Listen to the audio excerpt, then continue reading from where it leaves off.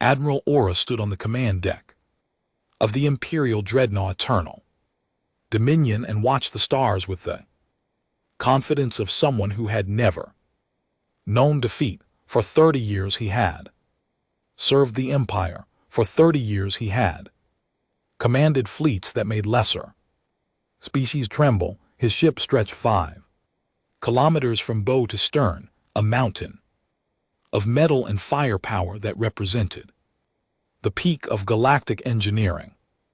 They had ruled for 12,000 years.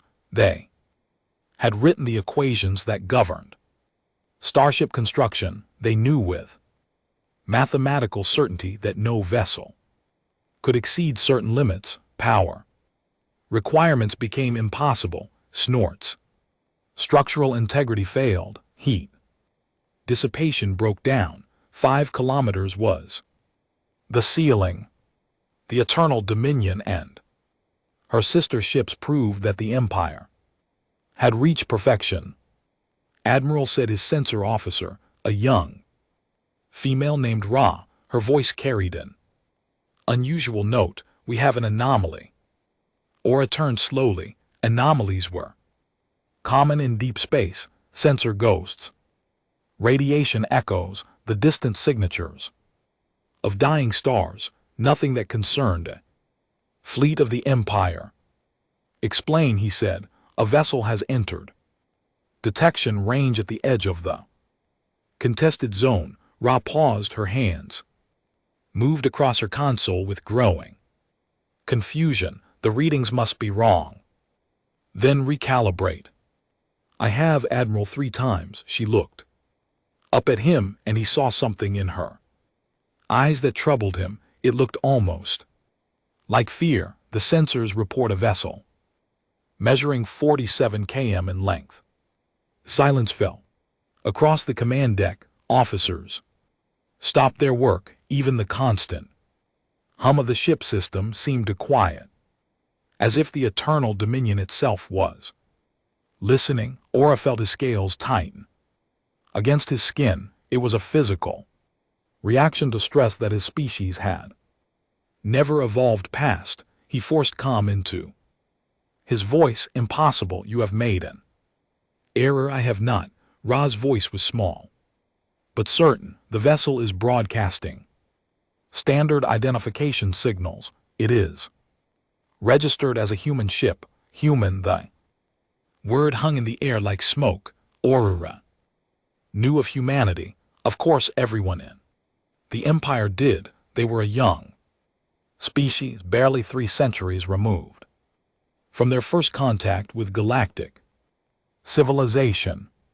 They had emerged from a small world called Earth, proven themselves adequate traders and engineers, and settled into the quiet corner of space that older powers allowed them. They were not a threat. They had never been a threat. Their largest known vessels were perhaps 2 km long. Respectable but unremarkable. The Empire tolerated them as it tolerated all minor species with a mixture of condescension and disinterest. Show me, Aura commanded. The main display shifted. Stars wheeled past, and then the image stabilized on empty space. For a moment Aura saw nothing. Then he realized that what he had taken for a distant nebula was moving. It was a ship. His mind refused to accept what his eyes reported. The thing was vast, beyond reason, a structure so large that it seemed less like a vessel and more like a captured moon. Running lights traced its hull in patterns that stretched toward infinity. Engine signatures blazed at its stern like captured stars. 47 km, Ra repeated. Her voice had gone hollow. Admiral, that is almost 10 times the size of our largest dreadnought. Aura's claws dug into the arm of his command chair. He had seen wonders in his 30 years of service. He had watched stars die and planets burn, but he had never seen anything that so completely shattered his understanding of what was possible. What is it broadcasting? He managed. His communications officer answered with a voice that trembled. Standard passage request, Admiral. It identifies itself as the merchant vessel, homeward bound, and requests clearance through the contested zone. Merchant vessel. The word struck Aura like a physical blow. He stared at the impossible ship on his display and tried to comprehend. The humans had called this thing, this behemoth that dwarfed everything the Empire had ever built. Merchant vessel. Contact Imperial Command, he said. Priority Alpha, all channels. Admiral, his communications officer, looked uncertain. Priority Alpha was reserved for existential threats to the Empire. It had not been used in 400 years. Do it now. Aura could not look away from the display. And get me everything we have on human ship. Construction, everything. The next hour passed in a blur of frantic activity. Messages flew between the Eternal Dominion and Imperial Command at speeds that strained the communication network. Officers pulled up every record, every report, every casual observation ever made about human vessels. The picture that emerged made no sense. Humanity had always been transparent about their capabilities. They shared their engineering principles freely. They welcomed visitors to their shipyards. Nothing in their history suggested they were hiding anything, and nothing in their known technology suggested they could build something like the Homeward Bound. And yet there it was, growing larger on the display as it continued its approach. It moved with the casual grace of something that feared nothing, broadcasting its peaceful intentions as if it did not understand that it had just overturned 12,000 years of established science. Admiral said, Ra. Her voice had changed. Again, now it carried something worse than fear. It carried awe. I am detecting additional signatures within the vessel. Additional signatures. Internal power sources, dozens of them. She shook her head slowly. Admiral, the energy readings from this single vessel exceed our entire fleet combined, and these are just the passive systems. I cannot determine what would happen if it activated its primary drives. Aura finally found the strength to look away from the display. He turned to his assembled officers, and he saw his own confusion reflected in their faces.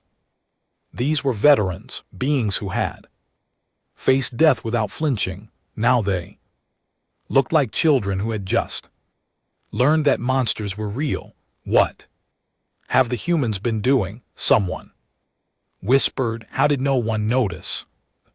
Answer came to Aura with terrible clarity. No one had noticed because no one had looked. The Empire had dismissed humanity as a minor species worthy of occasional trade and otherwise beneath attention. They had accepted human claims of being still developing without question. They had never imagined that a species could leap so far beyond them in such a short time. Or perhaps he thought with growing dread the humans had not leaped at all.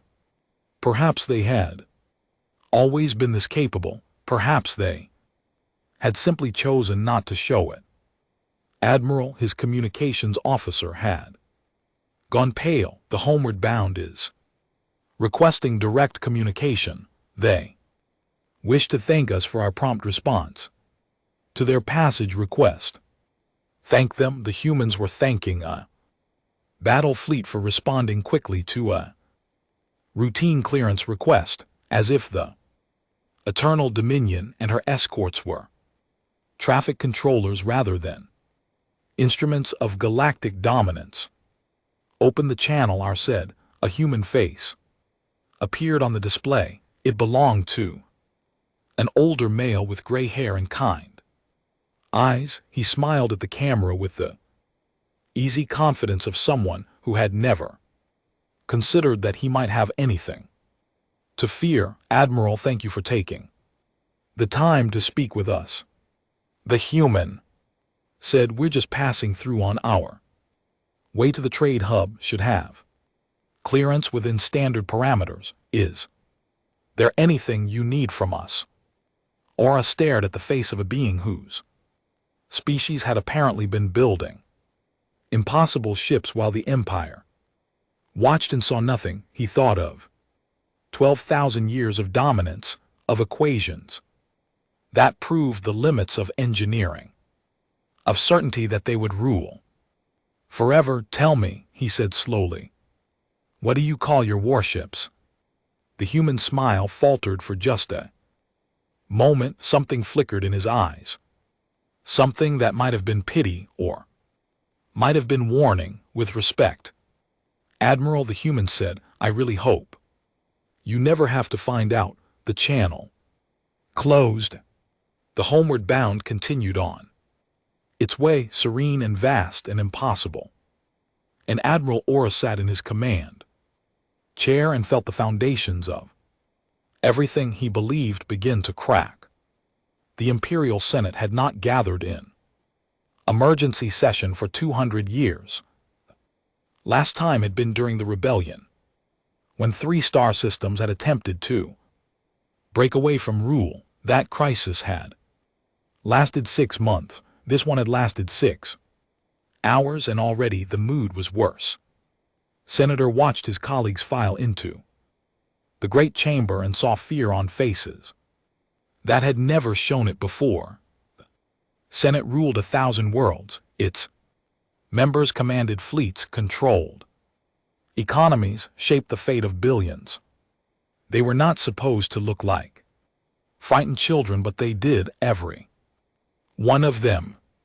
The Emperor sat on his throne at the chamber's heart, ancient and still. His scales had faded to gray with age, and his eyes had seen more than any living. He watched his senators take their seats and said nothing. "We have all seen the reports," said Grand Admiral Or, rising to address the chamber. He was the supreme commander of the Imperial fleet, a male who had won more battles than most senators could name. His voice did not waver but could see the tension in his stance. "The vessel designated Homeward Bound has been confirmed through multiple sources. It is real. It is 47 km long, and the humans call it a merchant ship." Murmurs swept through the chamber like wind through grass. "Our analysis teams have been working since the first report arrived or continued. They have reached preliminary conclusions that I must share with you now, however disturbing they may be." He activated a display that filled the center of the chamber. Images appeared, technical readouts, energy signatures, structural analyses. Studied them and felt his stomach turn. "Homeward Bound is not a warship," Or said. "Our teams are certain of this. Its design shows no weapons platforms, no military shielding, no combat systems of any kind. It is exactly as the humans claimed, a merchant vessel, a transport." "Then what is the concern?" asked Senator, a young female who had not yet learned caution. "If it carries no weapons, surely it poses no threat." Or's expression did not change. "Senator, the concern is not what this vessel is.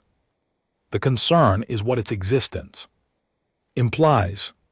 He gestured at the display. "We have spent 12,000 years perfecting starship construction. We know with mathematical certainty the limits of what can be built. This vessel exceeds those limits by a factor of 10. The engineering required is beyond anything we have ever achieved." He paused, letting the words sink in. If the humans can build merchant ships of this scale, he said quietly, what can they build when they want to fight? Silence fell over the chamber, saw senators glancing at each other, saw the calculations happening behind their eyes. The military doctrine had always been simple: maintain technological superiority, and victory was assured.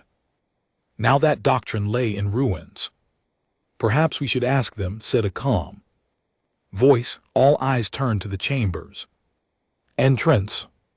A human female stood there, flanked by Imperial guards who looked uncertain about their role. She was small by standards, with dark hair and eyes that held steady under the combined gaze of the Empire's most powerful beings. Director, said the Emperor, speaking for the first time. His voice was dry with age but still carried absolute authority. You were summoned. I did not expect you so quickly. When the Senate calls an emergency session, it seems rude to keep them waiting. Walk to the chamber's center with the ease of someone entering a familiar room. She showed no fear, no difference beyond basic courtesy. Found her confidence unsettling. You know why you are here?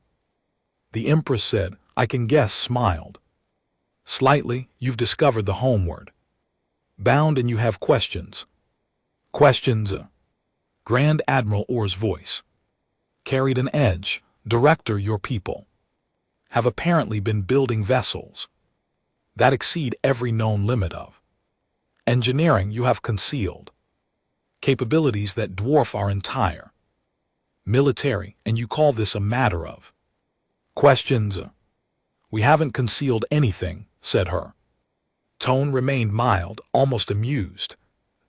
Homeward Bound has been operating for 60 years. It visits space regularly for trade. Your customs officials have inspected it dozens of times. That is impossible. We would have noticed.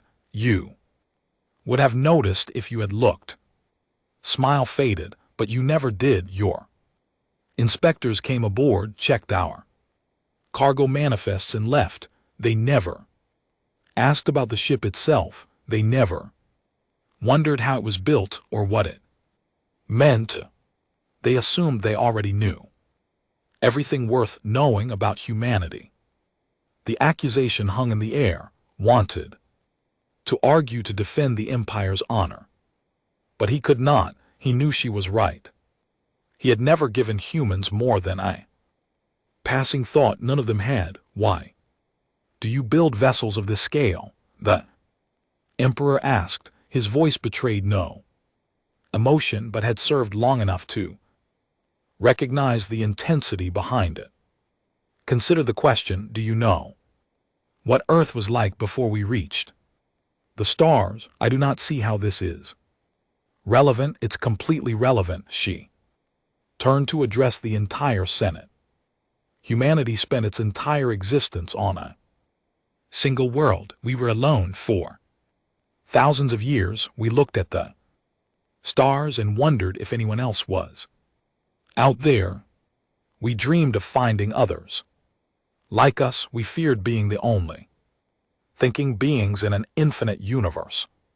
She paused, and something in her expression softened. When we finally left Earth, we carried that fear with us. Space is vast and cold and empty. It makes you feel small. It makes you feel alone. She gestured upward as if indicating the stars beyond the chamber ceiling. So we build our ships large.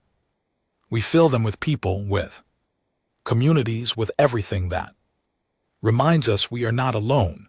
The Homeward Bound carries 50,000 humans. It has parks and schools and hospitals. Children are born there. Families grow old there. It is not a vessel. It is a home that happens to travel. A touching sentiment, said Senator, but it does not explain how you achieve this. The engineering alone is not beyond you. Interrupted, that's the part you don't want to hear. Everything we used to build the homeward bound is based on known science. We did not invent new physics, we simply worked harder at the physics that already existed. She let that sink in. You could build ships like ours, she continued. You have the resources, the knowledge, the capability. You chose not to. You decided that 5 kilometers was the limit, and you stopped trying to exceed it. We decided that the limit was a challenge, and we kept pushing. Felt a cold sensation spreading through his chest. It was not just that humanity had surpassed the Empire, it was that they had done so using tools the Empire already possessed. The failure was not one of capability, it was one of imagination. You mentioned that this vessel has no weapons, the Emperor said slowly, but your species must have warships. You must have something to defend yourselves. Expression changed, the friendliness faded, replaced by something harder. Yes, and those vessels, what scale do they reach? With great respect, Your Imperial Majesty, I would prefer not to answer that question. The chamber erupted, senators shouted, demanding answers, threatening consequences.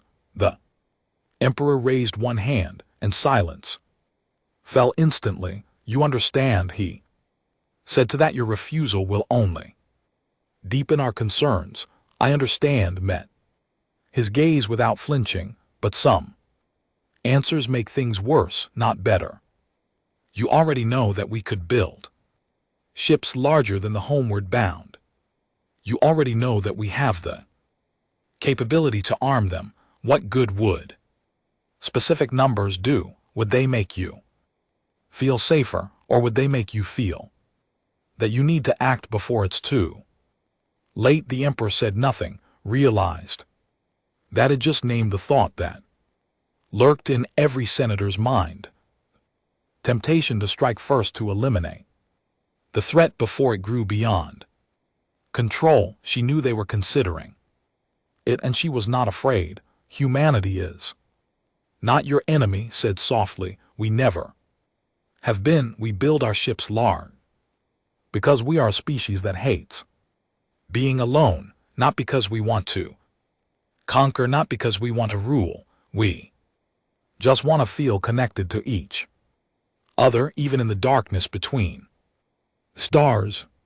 She turned and began walking toward the exit. Director, the Emperor called after her. This conversation is not finished.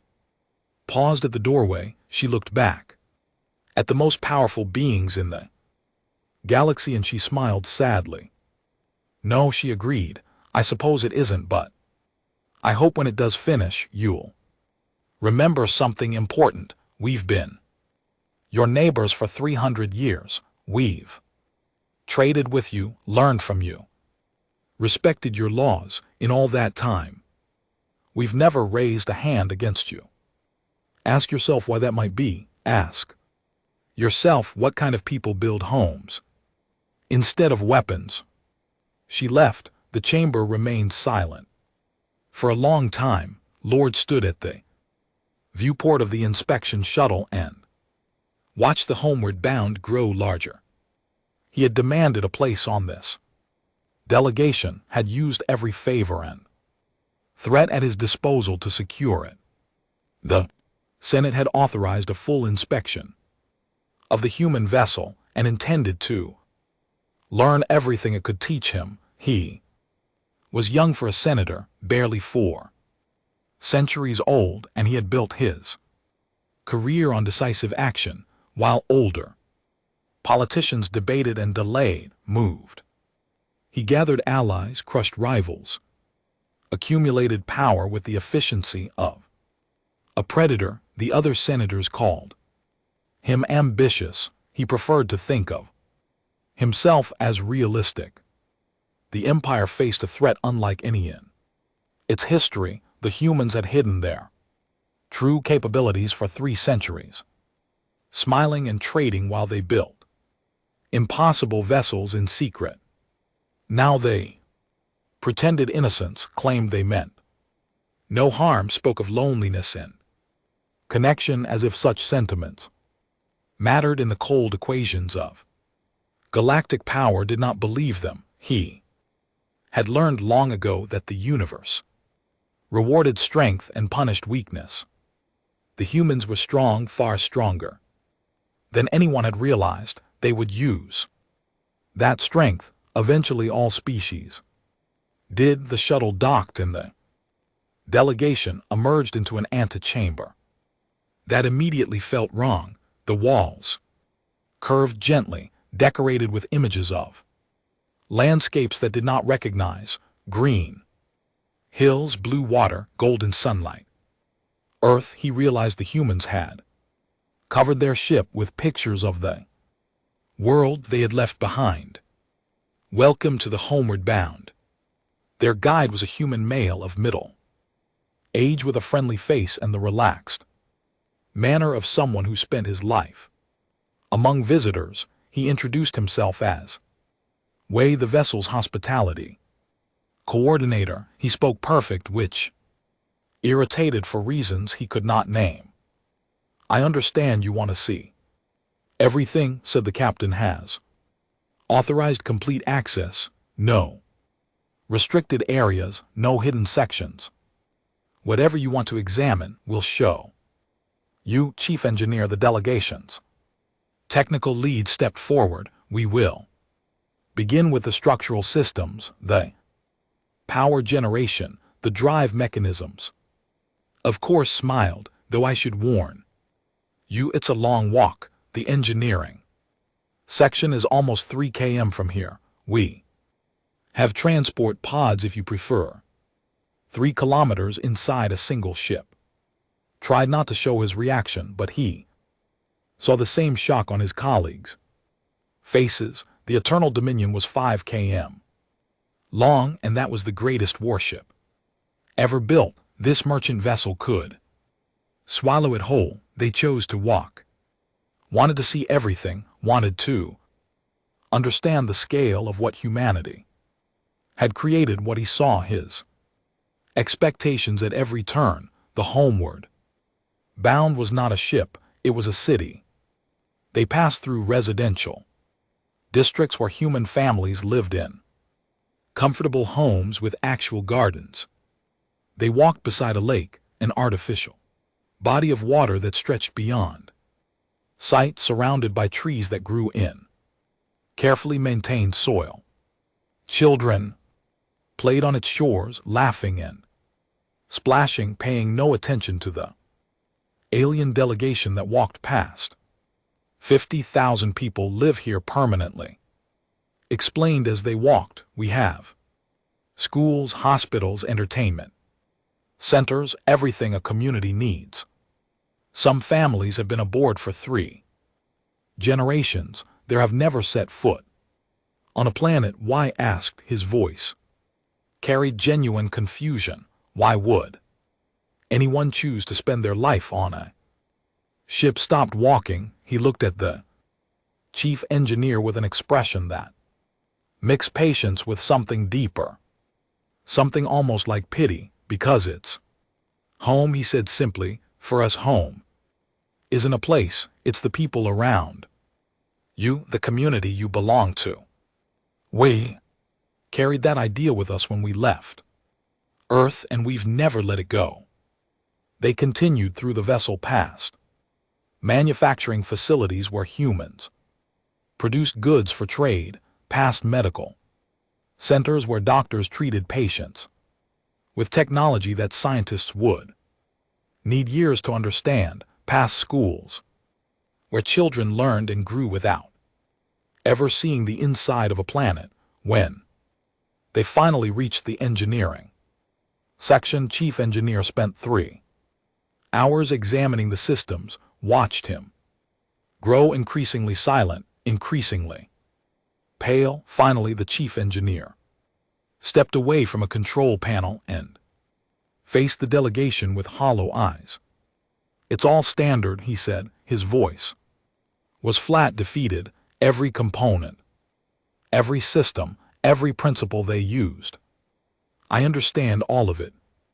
I could explain how each piece works. Then what troubles you? Demanded. I could explain the pieces, shook his head slowly, but I cannot explain how they put them together, the integration, the efficiency, the sheer elegance of how everything connects. It is like looking at a masterwork of art and understanding each brush stroke, but not comprehending how they create beauty. He turned to who had been watching with quiet patience. How long did it take you to develop this? Asked. How many centuries of research? About 40 years, replied. The homeward bound was our second generation of large-scale vessels. The first generation taught us what worked and what didn't. 40 years. The Empire had spent 4 centuries developing its current dreadnought design. The humans had built something 10 times larger in a tenth of the time. I have a question, said. He had been silent for most of the tour, watching and thinking. This vessel has no weapons, but you must have defensive capabilities. What happens if you are attacked? Consider the question. If we faced a threat, we would call for help. From whom? The nearest patrol vessel. There's one about 8 hours away right now. And this patrol vessel pressed. What is it called? What does it look like? The stalwart vigil pulled up a display showing a schematic. She's a frigate. Modest defensive platform, nothing special, about 60 km. Stared at the display. 60 km, the humans called a ship larger than their merchant vessel. A frigate, a modest defensive platform. And this was apparently the smallest class of their military vessels. What do you call your largest ships? He asked softly. His friendly expression flickered for just a moment. Something else showed through, something serious and sad. Lord, he said, I really hope you never have to find out. The delegation returned to Imperial space late that night, sat alone in his cabin, reviewing the recordings and reports from the inspection. His colleagues had been shaken by what they saw, their confidence broken, but felt something different. He felt certainty. The humans were too powerful to be trusted. They claimed peaceful intentions, spoke of community and connection and home, but those were just words. No species built vessels of this scale without ambition. No species hid such capabilities for 3 centuries. Without purpose, the Empire faced a choice. It could wait. Hopping the humans meant what they said, trusting in their good intentions while they continued to grow stronger, or it could act now while humanity remained passive. While surprise was still possible, knew what history taught. Hesitation led to defeat, mercy led to weakness. Strong survived by striking first, by eliminating threats before they could mature. He opened a secure channel to his personal fleet, 20 dreadnoughts, stationed at a hidden base in the outer territories, not enough to fight the humans directly, but enough to test them, enough to provoke a response that would reveal their true nature. Admiral, he said when the connection established, I have new orders. Set course for the human colony at New Tasmania. You will conduct a military demonstration at the border. Engage any resistance you encounter. Lord, is this authorized by the Senate? The Senate debates while our enemies grow stronger. History will judge us by our actions. Admiral, set your course. The channel closed, looked out at the stars and smiled. Whatever happened, Next, the waiting was over. The truth about humanity would be revealed one way or another. He told himself he was saving the empire.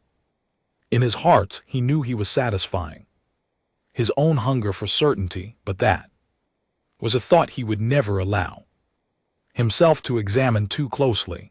The emperor stood alone in his private chamber, surrounded by the weight of 12,000 years. The walls held relics of his predecessors, weapons and crowns, and treaties signed by beings who had shaped the galaxy. Their eyes looked down at him from ancient portraits, watching, judging. He was old, so very old. He had ruled for 6 centuries, had guided the empire through wars and plagues and disasters that would have broken lesser civilizations. He had outlived 3 wives and 17 children. He had made decisions that killed millions and saved billions. He knew the burden of power better than any living soul. And he knew fear. He had just forgotten what it felt like until now. The reports from the human inspection lay on his desk, pages and pages of technical analysis that his advisors had summarized into a single devastating conclusion. The empire could not win a war with humanity. Not today, not in 50 years, perhaps not ever. The humans had spent 3 centuries growing quietly in their corner of space, building and innovating and expanding while the empire watched and saw nothing. They had achieved technological superiority so complete that the very concept of military competition had become meaningless. One human warship, if such vessels existed, could likely destroy the entire imperial fleet, and the empire had mocked them, had called them minor, had dismissed them as adequate traitors unworthy of serious attention. A chime sounded. Your Majesty, Lord requests an audience. The emperor closed his eyes briefly. Young, ambitious, dangerous, the senator had been pushing for action since the crisis began, speaking of preemptive strikes and decisive force.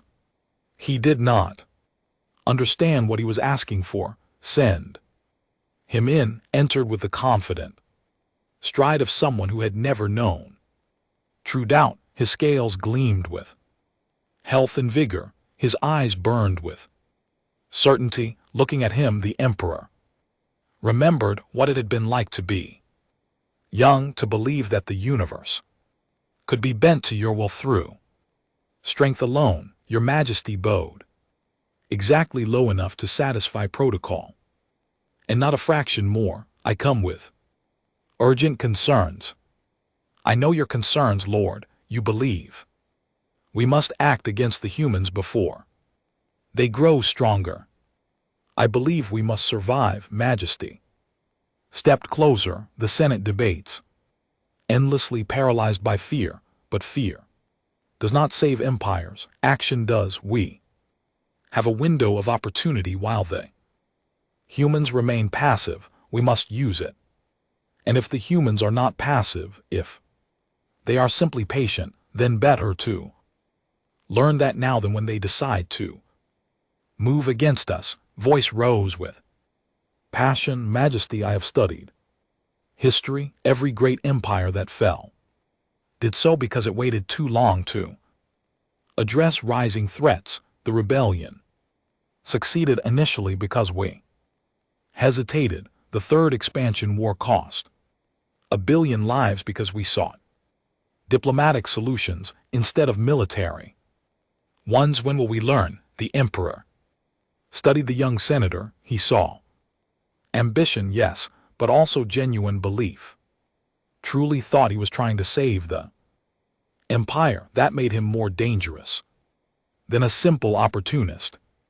Let me tell you something that is not in the history books, the emperor said quietly, something known only to those who have sat on this throne. His eyes Widened slightly, he leaned forward. Empire did not rise through strength alone. We rose because we destroyed 3 civilizations that stood in our way. The emperor turned to face one of the ancient portraits on his wall, the blessed ones of the 7th son. You have never heard of them because we erased them so completely that even their memory vanished. These were threats that had to be eliminated. These were species that dismissed us. The Emperor and LT Unc and GT's voice hardened. When we first reached the stars, we were primitive, our ships were crude, our weapons were laughable. The great powers of that age looked at us and saw nothing worth fearing. They were wrong. He turned back to. We rose because we were underestimated. We grew in the shadows, while our betterers ignored us. When we finally revealed our true strength, it was too late for them to respond. He paused, letting the parallel sink in. Do you understand what I am telling you? His expression flickered. For the first time, a crack appeared in his certainty. You think the humans are like us, he said slowly. You think they have been doing what we once did. I think they may have already succeeded where we are only beginning to notice. The emperor walked to his desk and picked up the inspection reports. But there is one crucial difference. We destroyed the species that underestimated us. The humans have not destroyed anyone. They have built merchant ships and colony transports and patrol frigates, and they have done nothing with their power except exist peacefully. Perhaps they are waiting for the right moment, perhaps, or perhaps they are genuinely different from us, perhaps not. Every species that gains power seeks to dominate. The emperor set down the reports. That is what I am trying to understand. That is why I counsel patience. His jaw tightened. Patience could cost us everything, and impatience could cost us more. The emperor met his gaze. I'm not forbidding action, Lord. I am asking for wisdom. Give me time to learn more about these humans. Let me understand their intentions before we commit to a path that cannot be undone. For a long moment said nothing. Then he bowed again, deeper this time. As your Majesty commands, I will defer to your wisdom. He left. The emperor watched him go and felt a cold certainty settle in his gut. Had agreed too easily. His eyes had held something hidden, something resolved. The emperor reached for his communication device to summon his intelligence chief. He needed to know what was planning. He needed to act before the young fool did something catastrophic. But even as he formed the thought, he knew he was already too late. Halfway across the galaxy, Admiral's fleet dropped out of hyperspace at the edge of the new Tasmania system. 20 dreadnoughts, the pride of the Imperial Navy, arranged in perfect attack formation. Their weapons powered up, their shields hummed with energy. The colony world hung before them, blue and green and fragile. 2 million humans lived on its surface. They had built farms and cities and a small orbital station. They had trusted in the peace that had held for 3 centuries. Admiral said, his sensor officer, we are detecting the human defensive installation. On screen the image appeared and Admiral felt his confidence evaporate. The station was vast. It stretched across the sky like a captured asteroid. 200 km of metal and power and purpose. It had been here for a century. The records showed 100 years orbiting this world, and no one in the Empire had ever bothered to measure it properly. Gods of the Void, whispered his executive officer, That's not a station. That's a fortress. Maintain formation, ordered, but his voice lacked conviction. We are here to demonstrate imperial resolve. We will not be intimidated by Admiral. The station is hailing us. Swallowed put them through. A human face appeared on the screen. It belonged to a woman with gray hair and tired eyes. She wore simple uniform, and her expression held no anger, no fear, no aggression, only sadness. Admiral, she said, my name is Commander Sarah. I command the defensive platform. Aegis of Dawn. I'm hoping you can help me understand something. You may address me with proper respect. Managed. Of course, I apologize. Her tone remained gentle. Admiral, your fleet has entered sovereign human space without authorization. Your weapons are powered. Your shields are raised. From where I'm sitting, this looks very much like an act of war. We are conducting a military demonstration. We have every right. You have no rights here. Still no anger. Just sadness. But that's not what I want to understand. What I want to understand is why would you do this? We've been neighbors for 300 years. We've never threatened you. We've never raised a hand against you. So why would you come here with weapons, armed to a world where 2 million people are trying to live their lives in peace? Had no answer. He realized with growing horror that he had followed orders without questioning them. He had brought his fleet to this place without truly considering what he was doing or why. Admiral Commander continued, I'm going to give you a choice. You can power down your weapons and leave peacefully. You can go back to whoever sent you and tell them that humanity does not want war. Or you can stay and see what happens when you threaten people we've sworn to protect. You threaten an imperial fleet. Forced bluster into his voice. You are one station against 20 dreadnoughts. Yes, smiled, and there was no joy in it. I am, and I really, really hope that you'll think about what that means before you do something we'll both regret. The communication ended. Stared at the blank screen, then at the impossible station that hung before him.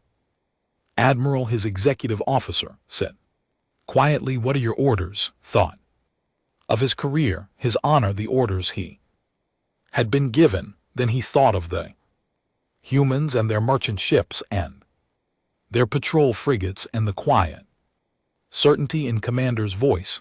Power down weapons, he said. All ships return to Imperial space.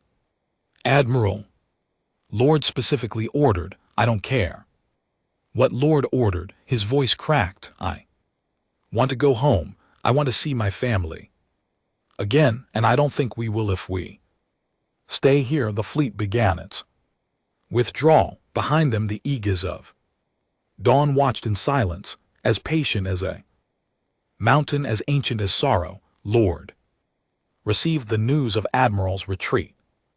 In his private chambers, he listened to the report without expression, then dismissed his aide and sat in silence. The fleet had withdrawn without firing a shot. His carefully planned demonstration had achieved nothing except revealing Imperial weakness. No, not nothing. He still had options.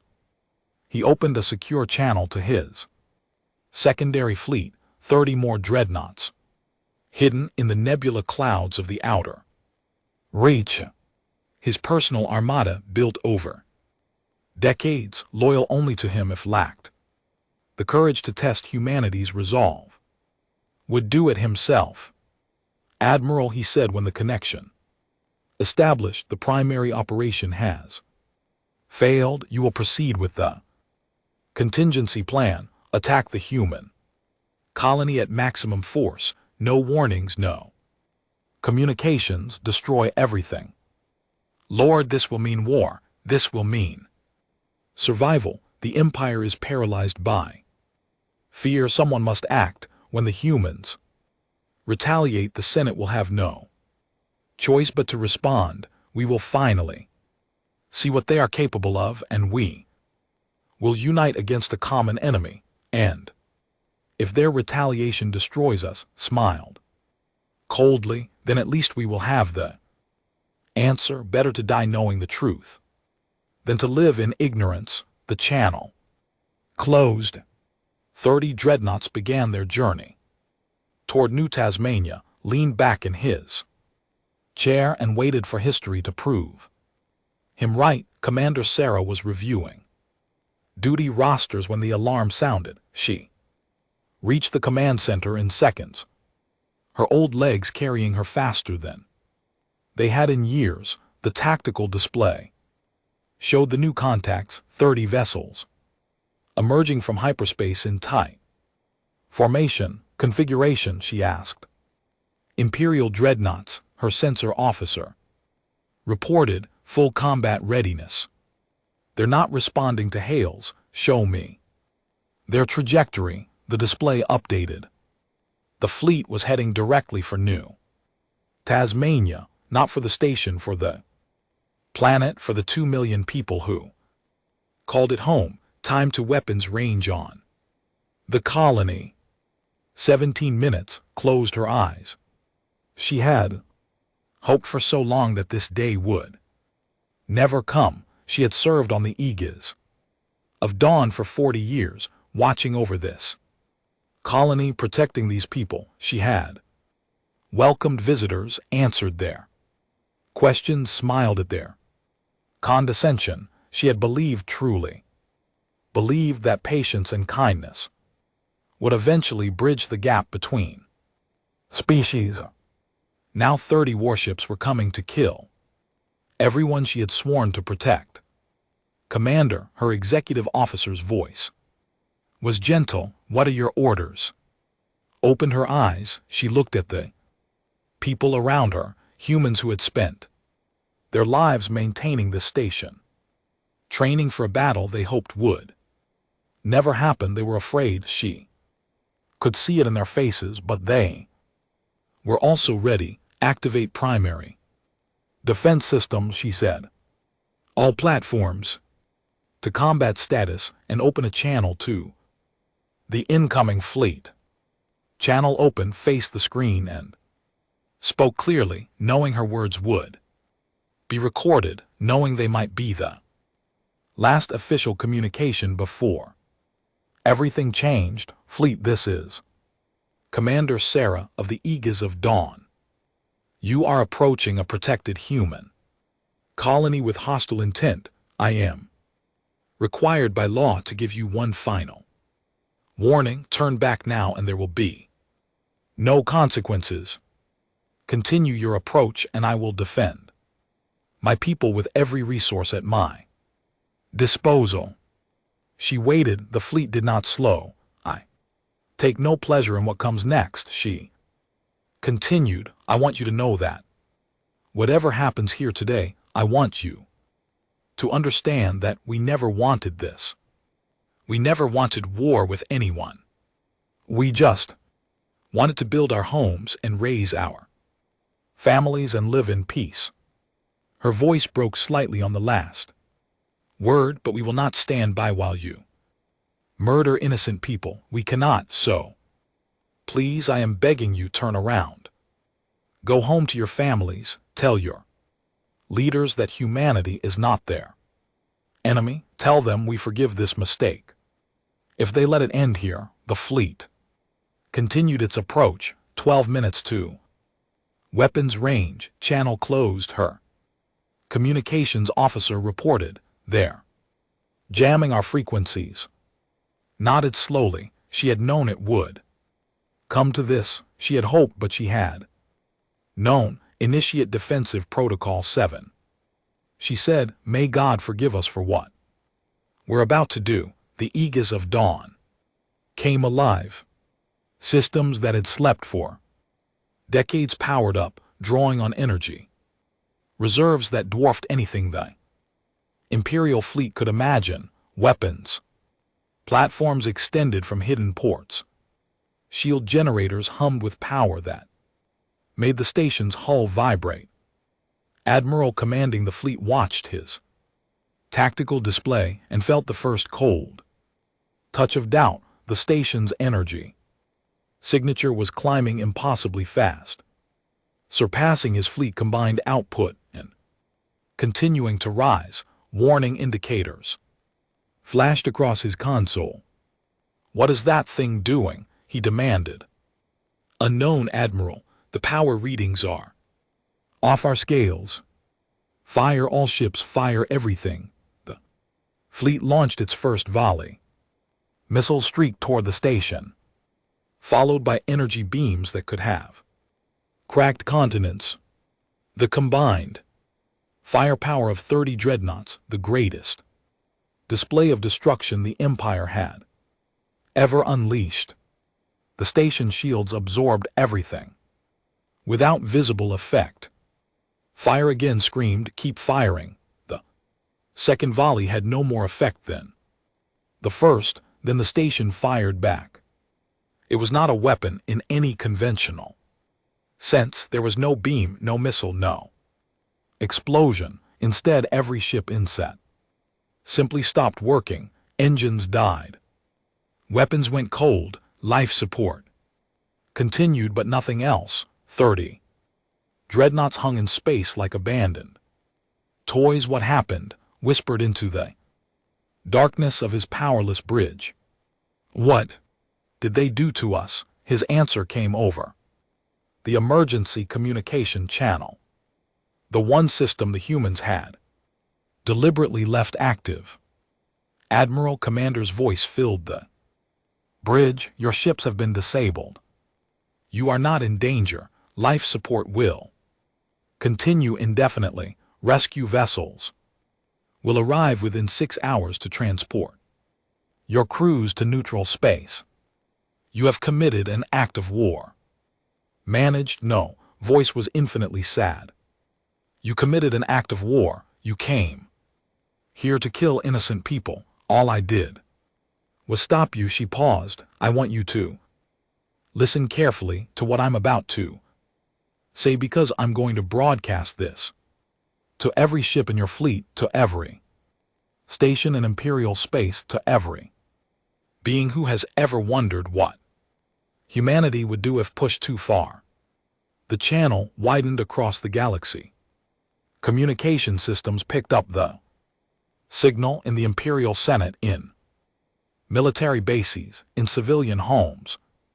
Beings stopped what they were doing and listened. "We have known about your hostility for a long time," said. "We have watched you plan against us, dismiss us, prepare for the day when you might need to destroy us, and we have done nothing, not because we couldn't, not because we were weak, but because we remembered what it was like to be small."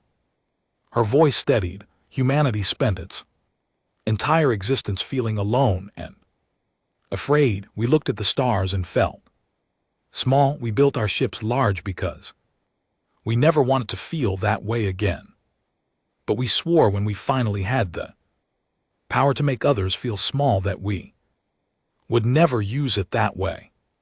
Today you attacked us. You came to murder millions of innocent people because you were afraid of what we might do. And you know what? I understand. Fear makes people do terrible things. I've seen it in my own species. I've seen what humans do when they're afraid. But I will not respond to your fear with more fear. I will not teach you that the universe is as cruel as you believe it to be. I will show you something different." She took a breath. "Your ships are disabled, not destroyed. Your people are alive. When the rescue vessels arrive, you will be returned to Imperial space without conditions. We will not demand reparations. We will not require apologies. We will simply let you go and hope that you understand the message." Humanity is not your enemy. We never were. And the proof of that is simple. Today, when we had every right to destroy you, we chose not to. The channel closed. Silence fell across the galaxy. In the Imperial Senate, the Emperor sat on his throne and wept. He wept for shame at what his people had done. He wept for relief that it had not ended in destruction, and he wept for something he had not felt in centuries. Hope was arrested that night. His conspiracy was exposed. His allies scattered. He would spend the rest of his life in isolation, remembered as the fool who almost destroyed the empire. 1 month later, the emperor traveled to New Tasmania. He came not with a fleet, but with a single shuttle carrying no weapons, bringing no guards. He came as a petitioner asking to speak with Commander. They met in a small garden on the station, surrounded by flowers that humans had carried from Earth. The Emperor was the most powerful being in the galaxy, was an elderly woman who had spent her life watching over a colony. They sat on a simple bench and talked for hours. Why, the Emperor finally asked, why did you let us go? Smiled. It was a tired smile, but it held no anger, because someone had to break the cycle, she said. Someone had to prove that power doesn't have to mean domination, that strength doesn't require cruelty. She looked up at the stars visible through the dome above them. When we left Earth, we carried all of humanity's worst traits with us, our violence, our fear, our capacity for destruction, but we also carried our best traits, our compassion, our hope, our stubborn belief that tomorrow can be better than today. We built our ships large because we hate being alone. We hate it so much that we'll cross the galaxy just to find someone to talk to. And when we finally met other species, we didn't want to conquer them. We wanted to know them, to learn from them, to build something together that none of us could build alone. She turned to face the Emperor. You spent 12,000 years building an empire based on fear. We spent 3 centuries building a civilization based on hope.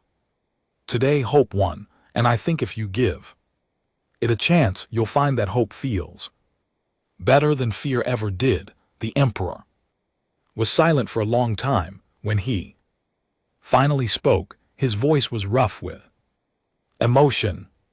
Can you teach us?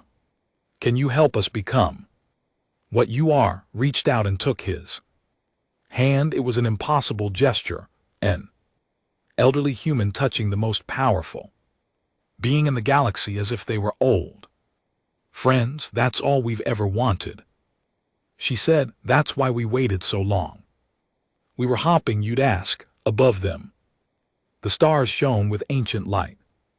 Somewhere out there, human ships moved through the darkness, carrying communities and families and the stubborn hope of a species that had once looked at the infinite void and refused to feel small. The Empire had feared those ships. Now perhaps they could learn to see them for what they truly were. Not weapons, not threats, just home, searching for neighbors in the dark.